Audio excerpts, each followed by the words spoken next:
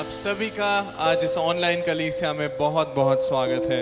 आज हमें गीत गाने जा रहे हैं जो कहता है पाक रू यहोवा दा, पाक रू मसीहा दा वसदा है साडे अंदर। और इस समय खासकर हमें उसके रूह की बहुत ज़्यादा ज़रूरत है। उसी को मन में रखते हुए हम विश्वास के साथ क्यों ना ये गीत गाएं।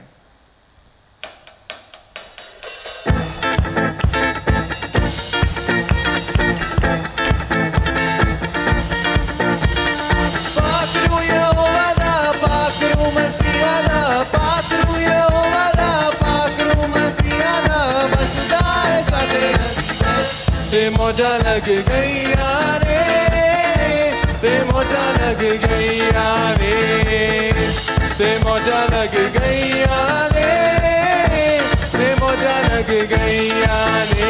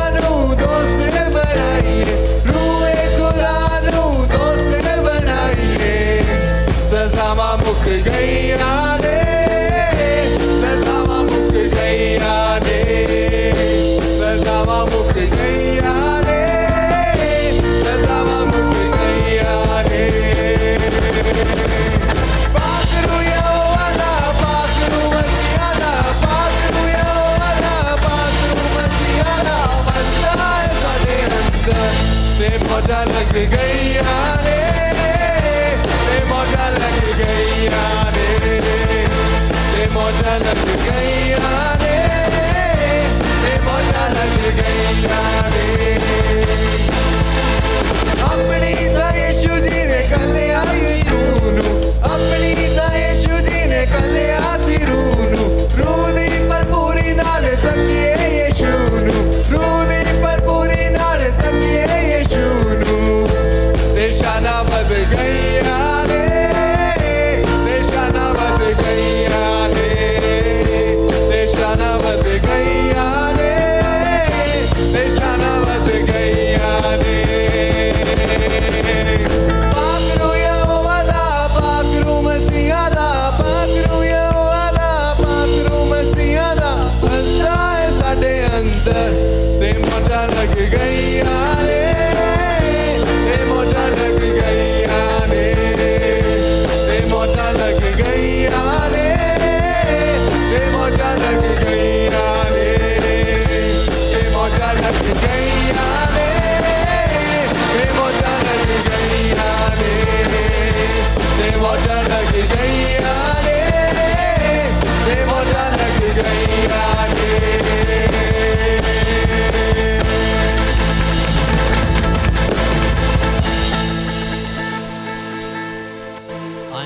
क्यों ना आज के दिन हम उस परमेश्वर का, उसकी उपस्थिति का और उसकी आत्मा, पवित्र आत्मा का स्वागत अपने दिलों में करें।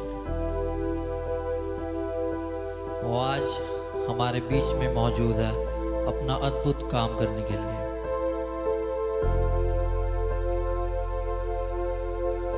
तेरी उपस्थिति का आदर करते हैं हम परमेश्वर।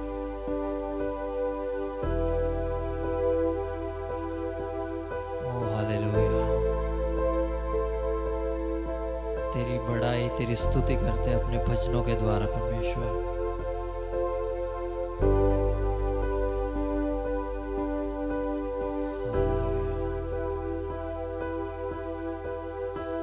आत्मा और सच्चाई से आराधना करते हैं। आत्मा और सच्चाई से आराधना करते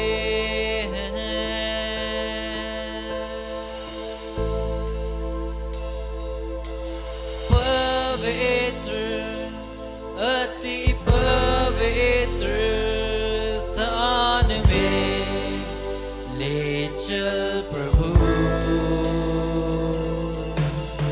पवित्र, अति पवित्र स्थान में ले चल प्रभु। मुझको तू अपने लहू से धो दे मेरे प्रभु। मुझको तू अपने लहू से धो दे मेरे प्रभु। तेरे सामने झुकते सजदा हम करते हैं। तेरे सामने झुकते हैं, सजदा हम करते हैं। आत्मा, वो आत्मा और सच्चाई से आराधना करते हैं। आत्मा और सच्चाई से आराधना करते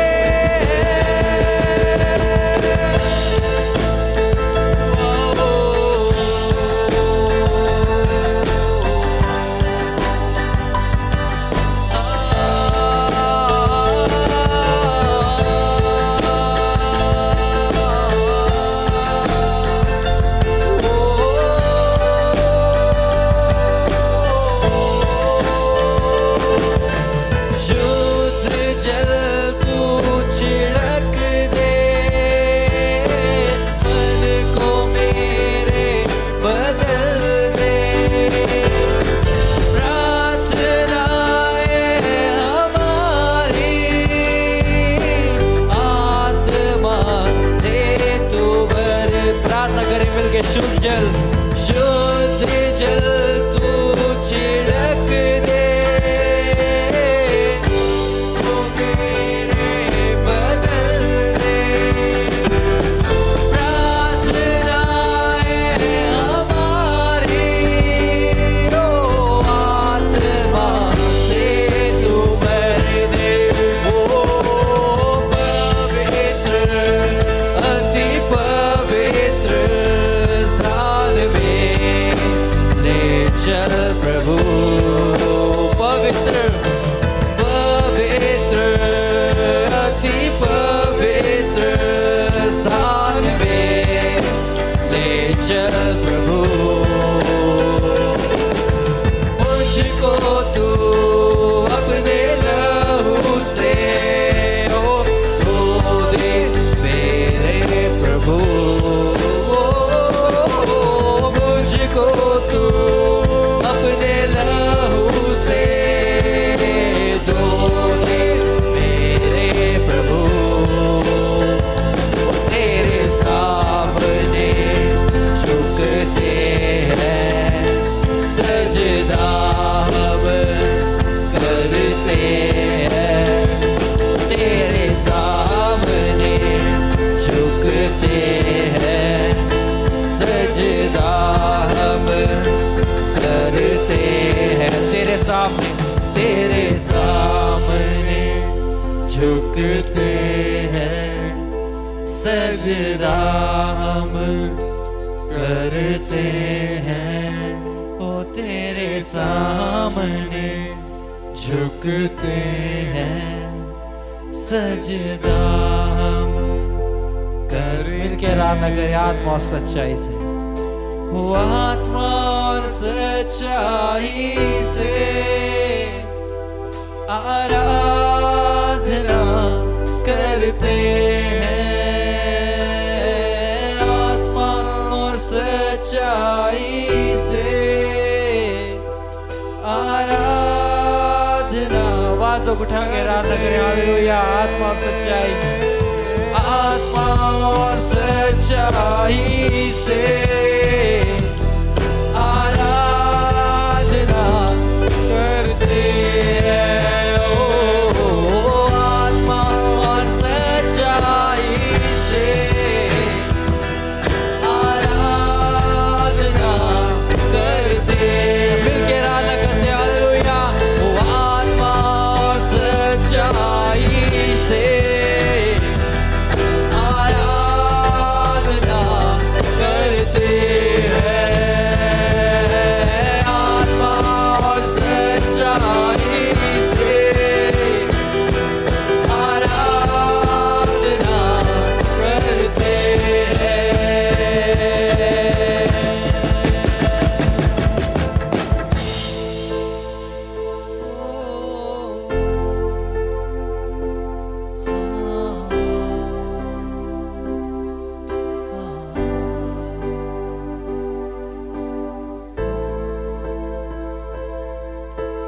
हम अपने मनों को खोलते हैं परमेश्वर तेरे लिए।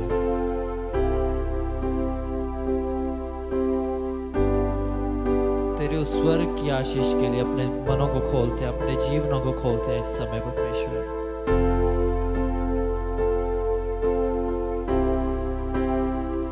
जहां कहीं ना कहीं परमेश्वर हम तुझसे पिछले समय से कुछ नहीं मांग रहे हैं परमेश्वर, पर ये समय है परमेश्वर कि हम अपने हाथों को तेरी ओर बढ़ाते हैं प्रभु।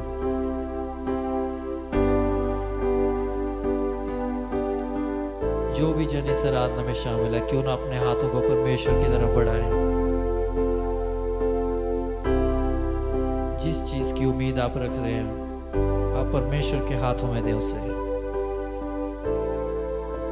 ताकि वो इसी समय अपने चमत्कार के द्वारा वो चीज आपके जीवनों में लेकर आ सके।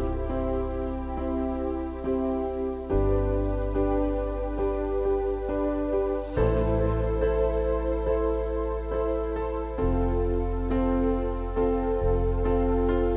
इस समय क्यों ना अन्य भाषा में थोड़ी देर आराधना करें। हालेलुया।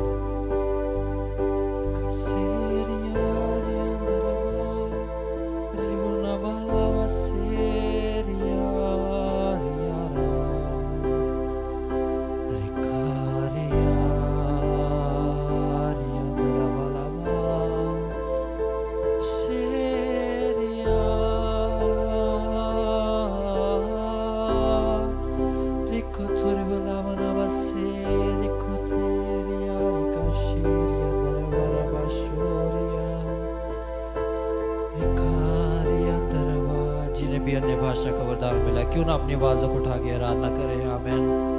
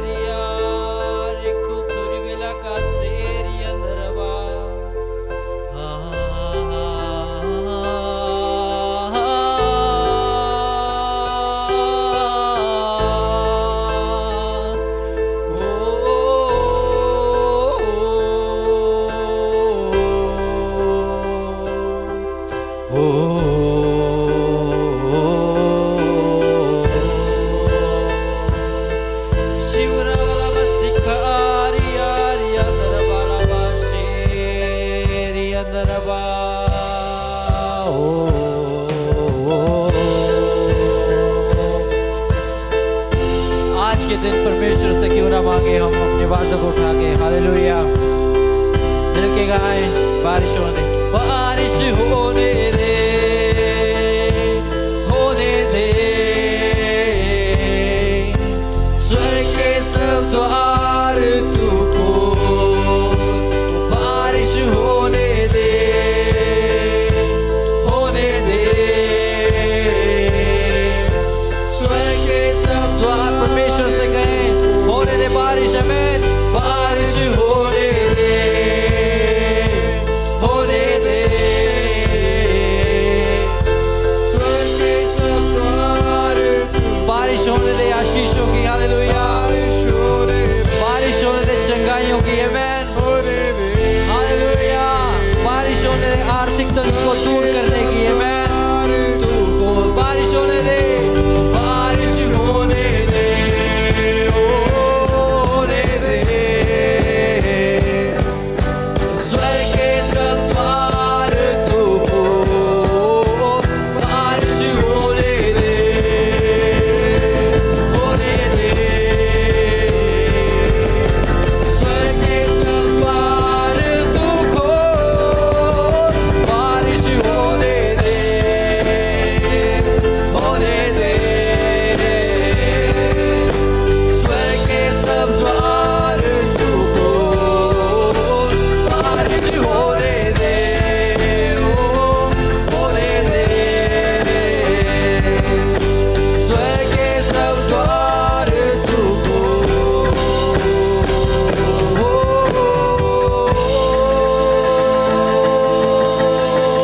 क्यों ना ताली बजा के परमेश्वर की आराधना करें, आमीन, हालेलुया।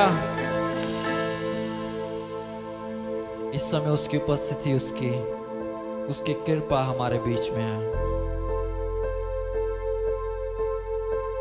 और हम विश्वास करते हैं कि उसका चमत्कार भी हमारे बीच में और आप सभी के बीच में है। तेरी उपस्थिति के लिए धन्यवाद परमेश्वर, तेरे चमत्कारों के लिए धन्यवाद। हमारी सब परिस्थिति को तू हमसे पहले जानता परमेश्वर। तेरी संतान होते हुए परमेश्वर हम अपने आप को तुझे देते हैं प्रभु।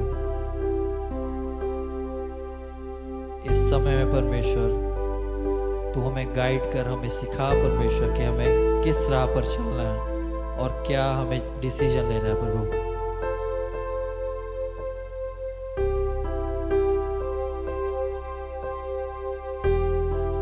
ओ हालेलुया।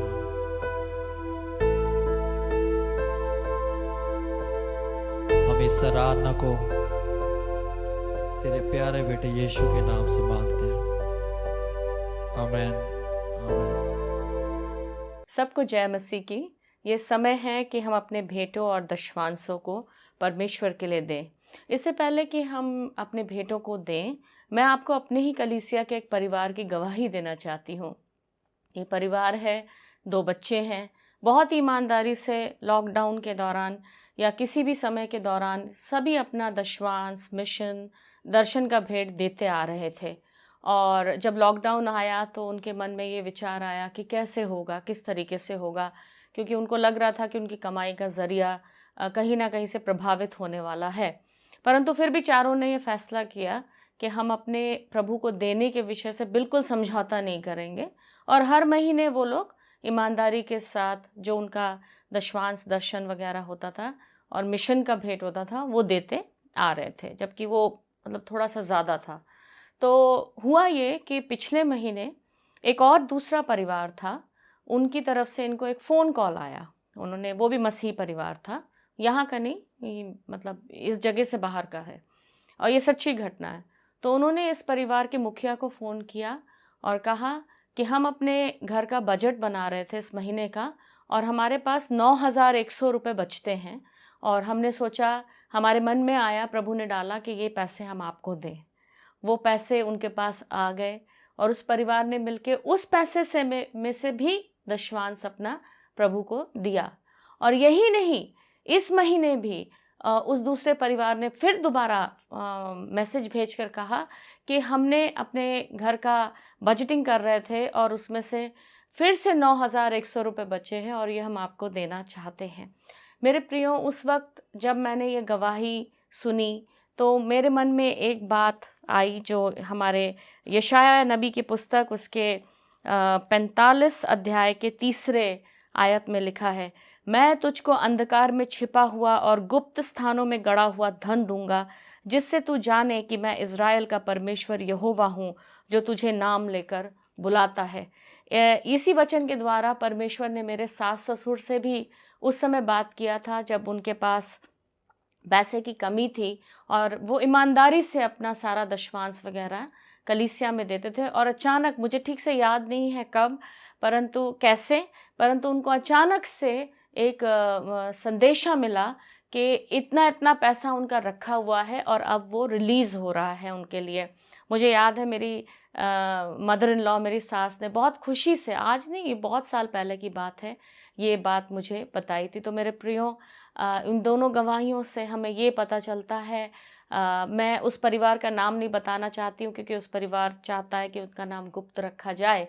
तो इन दोनों गवाहियों से, गवाही मुख है, किसको मिला कैसे मिला वो नहीं, गवाही मुख है। तो मैं चाहती हूँ आप भी इस यशाया नबी 45 के 3 अध्याय पे विश्वास रखते हुए परमेश्वर को अपने दशवांश, अपने भेंट, अपने मिशन और विजन के प्रति ईमानदारी से देते रहें और फिर देखें परमेश्वर किस तरीके से गुप्त खजानों को आपके लिए खोलता है। कई बार चीज़ों को हम अपने हाथ में लेते हैं, हम सोचते हैं हम ज़्यादा अच्छे से मैनेज करेंगे, परंतु नहीं, वो परमेश्वर है, वो यहोवा है, उसको पता है कैसे मैनेज करना है। आइए हम अपने आँखों को बंद करके प्रार्थना करें। हमारे प्यारे परमेश्वर, तूने जिसने हमको सृजा है, तुझे हमारी ज़िंदगी का ऊपर नीचे आगे पीछे सब कुछ पता है। तुझे हमारी ज़िंदगी का लेखा जोखा मालूम है। तुझे पता है प्रभु हमें कैसे चलाना है, हमें किस चीज़ की ज़रूरत है।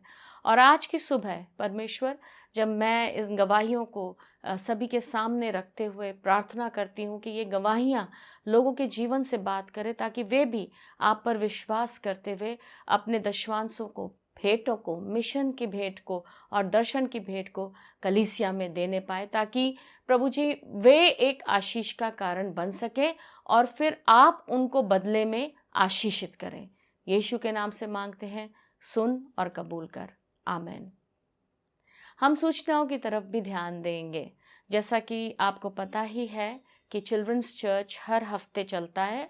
क्लासेस अलग अलग दिन में होने लगे हैं क्योंकि कुछ टीचर्स की तरफ से ये बात आ रही है कि उनका नेट नहीं चल रहा है। कृपया फ़ोन करके अपने अपने टीचर्स को कांटेक्ट करें, संपर्क में बनाए रहें। हफ्ते के दौरान कलीसिया के लिए, कलीसिया के अगुओं के लिए जो भी मीटिंग्स रखे जाते हैं उसमें प्लीज़ ध्यान दें। अपने अपने व्हाट्सएप मैसेजेस को प्लीज़ चेक करते रहें और सही समय पर ऑनलाइन होएं। इसके अलावा जो यूथ मीटिंग और बाकी केयर सेल्स चल रहे हैं, वर्शिप लीडर, यूथ लीडर ने ये संदेशा दिया है कि उनके जो मीटिंग्स होते हैं, जूम मीटिंग्स, उनको ज़रूर से अटेंड किया जाए। ये आपके फ़ायदे के लिए है। आप खाली नहीं बैठेंगे, आपको घर बैठे बैठे परमेश्वर की तरफ से ये शिक्षा दी जा रही है। तो प्लीज़ प्लीज़ आपसे विनती है, इन शिक्षाओं, इन ट्रेनिंग्स, प्रशिक्षण, इन सब के प्रति आप गंभीरता से लें। मुश्किल से 1-1.5 घंटे का होता है, पर यह आपको जीवन भर के लिए लाभकारी होगा। प्रभु यीशु मसीह के नाम में आप सबको नमस्कार। सेफ रहें, घर में रहें और आनंदित रहें। जय मसीह की। सभी को जय मसीह की। ये एक समय है जो प्रभु के वचन की ओर हम ध्यान देने वाले हैं। इससे पहले कि मैं प्रभु के वचन की ओर आपका ध्यान लेके जाऊं, मैं एक गवाही बल्कि देना चाहूँगा। पिछले ही हफ्ते की बात है कि सोना और मैं हम लखनऊ गए हुए थे और अपनी ही गाड़ी में, बल्कि हम गए, मैं आप ही ड्राइव करके गया। तकरीबन 800 किलोमीटर की दूरी एक तरफ का था और हमें ये जो यात्रा थी 11 घंटे की यात्रा थी। और ये गवाही क्यों है? क्योंकि एक तो मैंने आपको पूरे लंबे सफ़र में ड्राइव किया, जो एक बहुत बड़ा चमत्कार है, क्यों भी है चमत्कार? क्योंकि ये कुछ पिछले सालों की से पहले की बात है। मेरे जीवन में एक ऐसी कह लो बीमारी, या जो आप कह लीजिए जो है कि जिसको स्लीप एपनिया करके कहते थे, स्लीपिंग डिसऑर्डर के तरह था। होता क्या था कि जब रात के समय आप सोया करते थे तो बीच बीच में आप कुछ समय के लिए सांस लेना एक तरीके से बंद कर देते, और रात का वो समय ऐसा एक दौर था जहाँ पर मुझे लगता था कि मैं अच्छे से सो रहा हूँ, पर कहीं ना कहीं ऐसा था कि बीच बीच में मैं सांस रोक दिया करता। ज़्यादातर समय मुझे पता नहीं लगता, पर कभी कभार जब वो समय थोड़ा लंबा होता तो एकदम मैं उठ जाता सांस लेने के लिए, और ऐसा लगातार हर रोज़ हुआ करता, जिसके कारण अजीब गरीब समय पर नींद आती, जब नींद आनी नहीं चाहिए। कहने का मतलब सुबह 10 बजे ऑफिस में बैठता तो मुझे बहुत नींद आता, गाड़ी चलाता था तब नींद आता था। मुझे याद है ये बहुत साल पहले की बात है, जब सिरहंद की सेवकाई के लिए एतवार वाले दिन दोपहर को मोटरसाइकिल में जाया करता। कोई ना कोई नौजवान था जो मेरे साथ आया करता, और जब जाते बीच में अचानक उनको ऐसे लगता कि गाड़ी जो है ऐसे ऐसे करके बीच रास्ते में मैं जा रहा हूँ, और वो ऐसे झांक के जब देखते तो मुझे नींद आ रही होती थी। प्रभु का अनुग्रह है कि प्रभु ने ऐसे दुर्घटनाओं से बचा के रखा। पर कुछ ही साल पहले, तकरीबन 4-5 साल पहले की बात है, जब मलेशिया गए हुए थे, पास्टर चिया ने जब प्रार्थना किया था, खास चंगाई के लिए प्रार्थना नहीं थी पर वो एक प्रॉफिटिक प्रेयर था, और वो समय जब प्रार्थना किया तो प्रभु से यही एक विनती किया कि जो एक ऐसा काम हो सके। मैं उस टाइम सीपैप मशीन यूज़ करता था। वो सीपैप मशीन क्या था कि कमरे में जो भी ऑक्सीजन है उसको लगातार वो पंप करता था, और वो सीपैप मशीन से जो सांस की तकलीफ़ होती थी वो उससे बचा के रखता कि ताकि रात का नींद अच्छा हो। तो ये सीपैप मशीन इसके जीवन से हटा दिया जाए करके वो एक प्रार्थना थी, और उस दिन रात से मैंने सीपैप मशीन यूज़ करना बंद कर दिया। प्रभु का अद्भुत चमत्कार ये था कि उस दिन से मेरा रात का नींद अच्छा था। तो मुझे याद है एक समय जब नरेश भी चंडीगढ़ अस्पताल में दाखिल था, कुछ अगुवे थे मेरे साथ, अमर, गोल्डी और चांद भैया, एक दो और भी थे। और उस दिन भी जब वापस आ रहे थे तो अमर मेरे बगल में बैठे हुए थे, तो उनको तो पता लगा कि मेरे को थोड़ी सी नींद आ रही, तो मतलब 1 घंटे के यात्रा में बड़ी नींद आया करता था। तो अब सोच के देखिएगा, तकरीबन 11 घंटे लगातार गाड़ी को चलाना, जिसमें बीच बीच में 2 या 3 बार तकरीबन 20 मिनट, 25 मिनट या 30 मिनट के एक आराम, जहाँ पे नाश्ता, दोपहर का खाना खाने के लिए रुका करते थे। तो ये सच में एक बहुत अद्भुत चमत्कार था, और ये गवाही मैं आपको देना चाहता हूँ, प्रभु को धन्यवाद देते हुए, और साथ में ये दिलासा दिलाते हुए, यदि आप अपने जीवन में ऐसे कोई भी ऐसे एक शारीरिक बीमारी हो या कोई और परेशानी हो या मानसिक हो या भावनात्मक, हमारा परमेश्वर अद्भुत कार्य करने वाला परमेश्वर जो अभी भी करता ही है। बाइबल में से एक वचन की ओर आपका पहले ध्यान लेके जाना चाहूँगा। वो ये है कि भजन संहिता 90:12, भजन संहिता 90:12 वो इस प्रकार अंग्रेजी में है, so teach us to number our days that we may apply our hearts unto wisdom,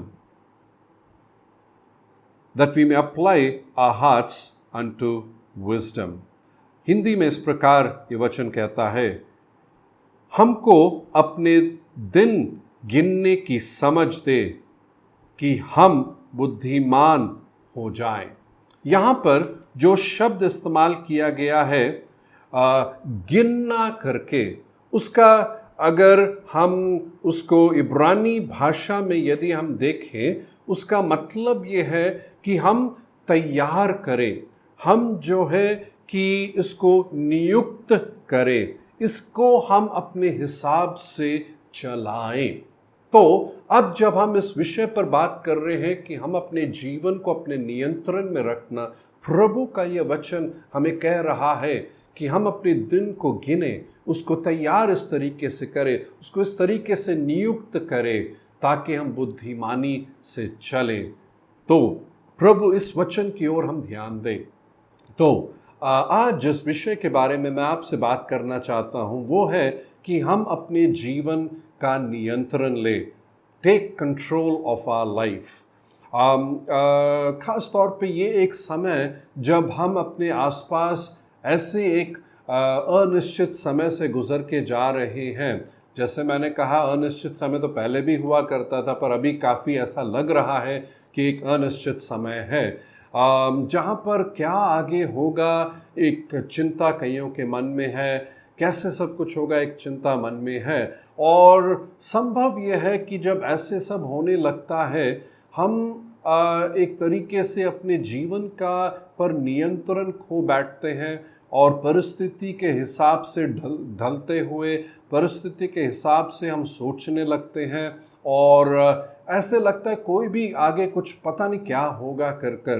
तो इसी बात को मन में रखते हुए बल्कि मैं अपने भी जीवन को जब देख रहा था, मैंने कुछ चीज़ें की और कभी कभी ऐसे भी लग रहा था कि सब कुछ मतलब वैसा नहीं चल रहा जैसे चलना चाहिए कर कर। और एक बात जो मेरे मन में आई ये है, बहुत ज़रूरी है कि हम जो मसीह में हैं हम अपने जीवन का नियंत्रण अपने हाथों में रखें। ये बहुत बहुत बहुत ही ज़रूरी है। तो आज हम कैसे अपने जीवन को अपने नियंत्रण में रख सकते हैं, इसके बारे में 4 बातें हैं जो मैं आपके सामने रखना चाहता हूँ और मैं आशा रखता हूँ कि ये बातें आपके लिए एक बहुत ही मदद का कारण रहेगा। सबसे पहली बात तो ये है कि हम अपने जीवन को जांच के देखें और पता लगाएं ऐसी कौन सी चीज़ें हैं जो हमारे रोज़ाना के जीवन में समय को बर्बाद कर रही है।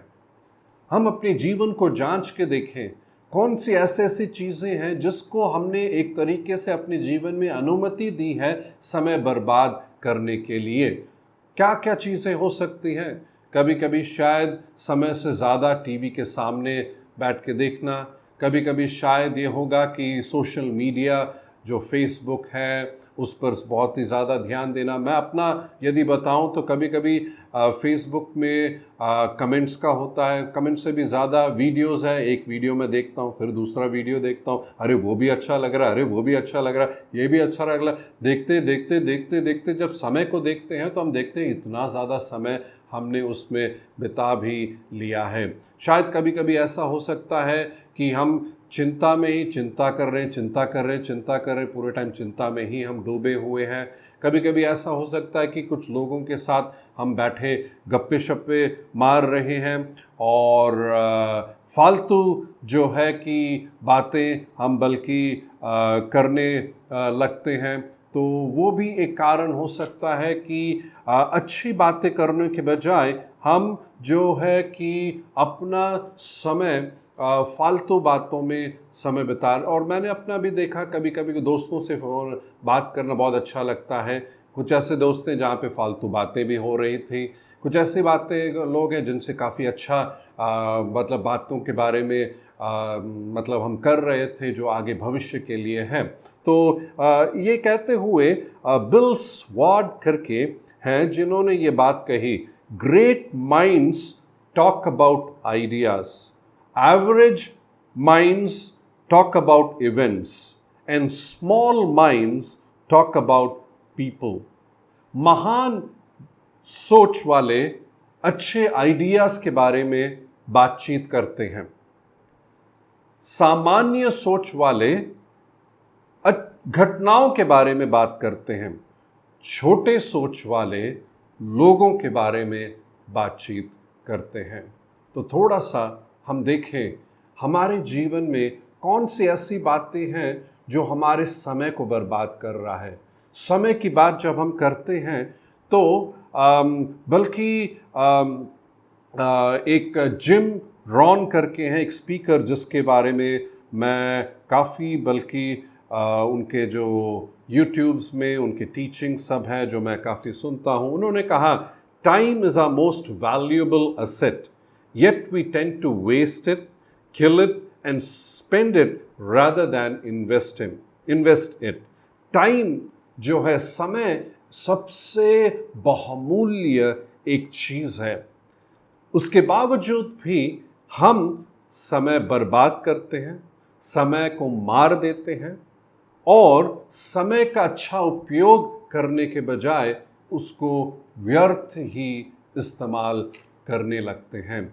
और समय एक ऐसी चीज़ है जो एक बारी हम खो दें तो उसको कभी भी वापस हम नहीं ला सकते हैं। तो इसीलिए थोड़ा सा जांच के देखें कैसे कौन से चीज़ों में है चीज़ें जिसमें समय बर्बाद हम कर रहे हैं। कभी शायद वीडियो गेम्स में ही हम समय बर्बाद कर देते हैं। वीडियो गेम्स खेलना अपने आप में मैं कहूँगा बुरा नहीं है, पर फिर हद से ज़्यादा फिर वो समय बर्बादी की ओर ही जाता है। दूसरा जो हमें ध्यान रखना है वो ये है कि अलग अलग चीज़ों के लिए हम समय नियुक्त करें, अलग अलग चीज़ों के लिए हम समय नियुक्त करें। कहने का क्या मतलब है कि टीवी के सामने है तो हम करें इतनी देर मैं टीवी देखूंगा, वीडियो गेम का है तो इतनी देर मैं वीडियो गेम देखूंगा, किताब पढ़ने का है तो इतना समय मैं किताब पढ़ूंगा, दोस्तों के साथ फ़ोन पे बात करना है तो हम इतना इतना समय मैं उनके साथ बिताऊंगा। तो इस तरीके से हम समय नियुक्त करें। समय नियुक्त करने के इस विषय में मुझे कभी कभी कुछ चीज़ों में मुझे ध्यान रखने की ज़रूरत पड़ती है और दोस्तों के विषय में कभी कभी ना कहना बहुत मुश्किल होता है। कभी कभी फ़ोन ना उठाऊं वो मेरे लिए एक दिक्कत का कारण है, सोना से पूछ सकते हैं। तो कभी कभी क्या है कि मुझे फ़ोन उठाने से अपने आप को रोकने के लिए रोका हुआ है, कभी कभी रोका भी नहीं है जब रोकना चाहिए था। तो उस बात को, समय को हम देखें कि उन सब चीज़ों के लिए हम समय नियुक्त यदि करें तो फिर बहुत ही अच्छा होगा कि इसके लिए मैं इतना समय, इसके लिए इतना समय, इसके लिए इतना समय मैं नियुक्त करके उस तरीके से मैं यदि चलूँगा तो बहुत ही अच्छा रहेगा। और ये बल्कि कहने का ये मतलब है कि हम जो है कि एक तरीके से प्लान आउट कर रहे हैं। मैंने ये पहले भी कहा है कि if we fail to plan we plan to fail. यदि योजना बनाने के लिए हम हार जाते हैं तो हारने के लिए हम योजना बना रहे हैं। और ये कितना सच है। किसी और ने कहा, एलन लॉकिन ने कहा था, planning is bringing the future into the present so you can do something about it now. योजना बनाना क्या है कि भविष्य को वर्तमान में लेकर आना ताकि आप उसके लिए अभी कुछ कर सकते हैं। तो आप प्लान आउट करें, आप क्या करेंगे, क्या नहीं करना है, क्या कब करना है, तो बहुत ही आपके लिए एक मदद का कारण रहेगा। तीसरी बात जो है मैं आपको कहना चाहता हूँ, अपने जीवन में कुछ कुछ आदतों को जोड़ लें। कुछ आदतों को अपने जीवन में हम जोड़ लें। बहुत ज़रूरी है कि हम अपने जीवन में कुछ आदतों को जोड़ें। क्या क्या आदतें? आप शायद कहेंगे छोटी छोटी चीज़ें हैं जो हम अपने जीवन में आदत के तौर पर शुरू करें। शायद एक चीज़ जो मैं कर रहा था और थोड़ा टाइम तो बीच में रुक भी गया था पर फिर दोबारा भी मैं करने लगता हूँ, वो है कि 3 पॉइंट्स लिखो धन्यवाद के। कुछ 3 पॉइंट्स। कई बार ऐसे नकारात्मक स्थिति में सारा नकारात्मक हमें लगता है, पर इस नकारात्मक स्थिति में भी हम कुछ सकारात्मक देख सकते हैं। कुछ अच्छी चीज़ें हैं जो हम सकारात्मक बातों की ओर ध्यान देते हुए कहें प्रभु धन्यवाद। तो 3 पॉइंट्स का आप 3 लिखने में कितना टाइम लगता है? मेरे ख्याल से ज़्यादा 1 या 2 मिनट लगता है। धन्यवाद का लिखें। शायद एक और आदत है, उठते सार ही हम अपने बिस्तर को अच्छे से समेट के रख लें। शायद एक और आदत हो सकता है कि हम एक्सरसाइज करें। वो जो मैंने थोड़ा सा किया है, बम्बल का आपने देखा ही होगा, कितना 16 किलो घटाया है। वो कहता है और भी घटाना चाहता हूँ, कहता और घटाओगे तो बिल्कुल सुकड़ा सा हो जाओगे। पर एक्सरसाइज बल्कि ये कुछ एक ऑलमोस्ट 1.5 महीना हो गया मैंने एक्सरसाइज शुरू किया, कुछ वज़न घटाया है जो बहुत ही अच्छा है, ख़ास तौर पे इस समय में भी। इस तरीके से कई आदतों को हम अपने जीवन में जोड़ें। शायद कुछ कहते हैं मुझे किताब पढ़ना है, वो एक आदत को हम जोड़ लें। शायद आप कहते हैं कि मैं पानी पीने का है, कई बारी क्या है कि हम सिस्टमैटिक तरीके से पानी ना पिए, कम से कम इतना तो सुबह इतना, ये टाइम इतना, ये टाइम इतना मैं पानी पीऊँ।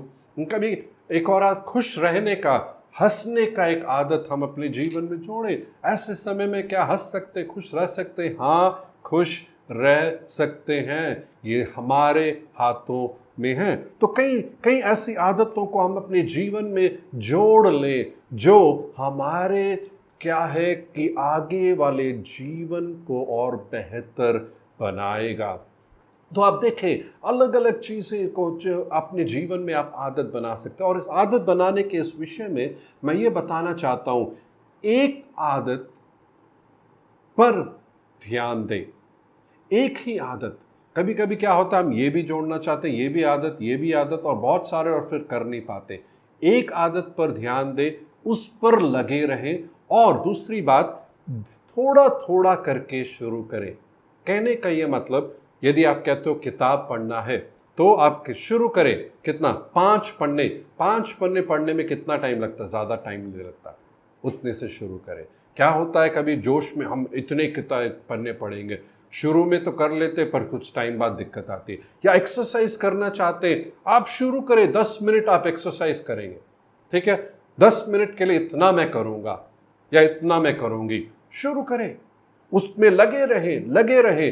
जब धीरे धीरे आप उसमें लगे रहते, कुछ टाइम बाद आप देखेंगे धीरे धीरे अपने समय को बढ़ा सकते। और ये कैसे होता है? जब वो हमारे जीवन का हिस्सा होने लगता है, हमें अच्छा भी लगता है और थोड़ा सा और बढ़ाना भी चाहते हैं। तो ऐसे अपने जीवन में आदतों को जोड़ें एक एक करके।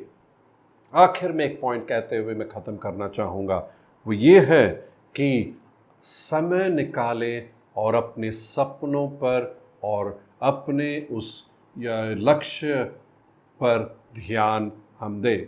समय निकालें और अपने उस लक्ष्य और अपने उस सपनों की ओर हम ध्यान दें। अभी एक ऐसा समय है जहाँ पर हमें ऐसा लगता है कि पता नहीं आगे का क्या होगा, पर मैं आपको कहना चाहता हूँ आगे का आप सोचें, ठीक है। शायद अभी लगेगा कि शायद कुछ नहीं हो सकता है, पर मैं आपको कहना चाहता हूँ बहुत कुछ हो सकता है। हमें उस आगे की ओर अपना ध्यान लगाने की बहुत ही ज़्यादा ज़रूरत है।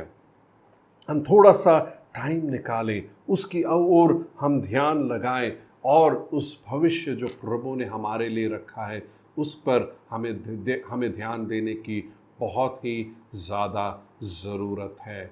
क्यों? ऐसे एक समय में अगर हम ध्यान ना दें तो हम फिर क्या हो सकता है कि हम अपने इस परिस्थिति में ही डूब जाएंगे। तो थोड़ा समय निकालकर हम आगे देखें क्या है जो हमने आगे की ओर रखा, क्या आगे हमने सोचा है, थोड़ा सा उसके बारे में सोचकर थोड़ा सा हम क्या उसके प्रति कुछ ना कुछ कदम हम उठाएं, कुछ ना कुछ करने के लिए हम कदम उठाएं। और क्यों? क्योंकि अगर ऐसे हम करेंगे और समय का हम अपने हाथों में क्या है कि अच्छे से इस्तेमाल करेंगे तो अच्छा रहेगा, नहीं तो समय हमारा कंट्रोल करेगा, परिस्थिति हमारा कंट्रोल करेगी। तो इसीलिए मैं आपको प्रोत्साहित करना चाहता हूँ कि हम अपने उस भविष्य की ओर ध्यान दें। वो हमारी आशा है, वो हमें उम्मीद देगा, वो हमें तैयार करेगा, वो हमारे को उत्साहित रखेगा। शायद आप ऐसे स्थिति में जहाँ पे आपने सोचा नहीं है तो आप सोचें, क्योंकि कुछ चीज़ें जो अपने जीवन में मैं कर रहा हूँ तो मैं भविष्य को मन में रखते हुए कर रहा हूँ। बेशक अभी मुझे कुछ पता नहीं लगता है, पर मेरे को पता है जब समय आएगा तो मैं उसके लिए तैयार ज़रूर रहूँगा। ऐसे एक नौबत में मैं नहीं रहना चाहता हूँ, जब आ गया तो मैं तैयार नहीं हूँ, जब वो आता है तो मैं बिल्कुल भी तैयार रहूँगा। तो इसीलिए इन बातों की ओर मैं आपका ध्यान ले जाना चाहता हूँ और ये प्रोत्साहित करना चाहता हूँ, उस पर ध्यान दें। इन बातों को की ओर आप ध्यान दें, कदम उठाएं। प्रभु आपको आशीष दे। और मैं आपके लिए प्रार्थना करना चाहता हूँ। अपनी आँखों को हम बंद करेंगे। प्यारे स्वर्गीय पिता, हम धन्यवाद देते हैं कि अद्भुत कार्य करने वाले परमेश्वर आप हैं। यहाँ पर इस समय भी शायद कुछ हैं जिन्हें एक बड़े चमत्कार की ज़रूरत है। आप उस अद्भुत चमत्कार को इनके जीवन में प्रभु करना, चाहे वो बीमारी हो, चाहे वो मानसिक तनाव हो, चाहे वो भावनात्मक ये हो, कोई परेशानी हो, शायद उनके दिल में किसी के बहुत ऐसा चोट पहुंचाया जहां चंगाई की ज़रूरत है, चंगाई। शायद इनके काम में एक अद्भुत कार्य की ज़रूरत है, आप वो अद्भुत प्रभु कार्य करना मैं विनती प्रभु करता हूँ। आपने कहा मांगो तो तुम्हें दिया जाएगा प्रभु। हम मांग रहे हैं प्रभु। आप अपने बच्चों की भलाई चाहते हैं, उनकी उन्नति चाहते हैं। वैसे ही प्रभु मैं प्रार्थना करता हूँ। साथ ही में प्रभु मैं प्रार्थना करता हूँ प्यारे परमेश्वर कि प्रभु हम अपने जीवन का कंट्रोल रख सके अपने हाथों में। ऐसे प्रभु परिस्थितियों में के हाथों में हम ना दे प्रभु, निराशा के हाथों में अपने जीवन को ना दे प्रभु, पर हम अपने जीवन को अपने हाथों में रखते हुए आपकी उस अगुवाई के अधीनता में, आपके मदद से प्रभु, आपके अनुग्रह से परमेश्वर उनको अपने हाथों में रख सके और आगे चल सके। प्रभु मैं प्रार्थना करता हूँ जो लोग ऐसे निराशा में हैं, अभी उस निराशा को दूर कर दे प्रभु। जो लोग प्रभु ऐसे तनाव में, उस तनाव को प्रभु दूर कर दे परमेश्वर। और इन बातों को मन में रखते हुए कदम उठाकर आगे चले परमेश्वर। आप वो परमेश्वर जिसने इस्राएलियों की अगुवाई की है, उस लाल समुद्र को दो भागों में बांटा है, वैसे एक प्रभु कार्य प्रभु करना मैं प्रार्थना करता हूँ। परिस्थिति के ऊपर आप है प्रभु, परिस्थिति से बड़े आप है परमेश्वर, और आप वो कार्य प्रभु करना मैं प्रार्थना करता हूँ। आशीष दे प्रभु, कमी घटी को दूर कर प्रभु, सुरक्षित रख। यीशु के नाम में मैं मांगता हूँ, आमेन आमेन। प्रभु यीशु मसीह का अनुग्रह, पिता परमेश्वर का प्यार और पवित्र आत्मा की संगति हम सबके साथ यीशु के आगमन तक बनी रहे। आमेन आमेन। प्रभु आप सबको आशीष दे और शालोम।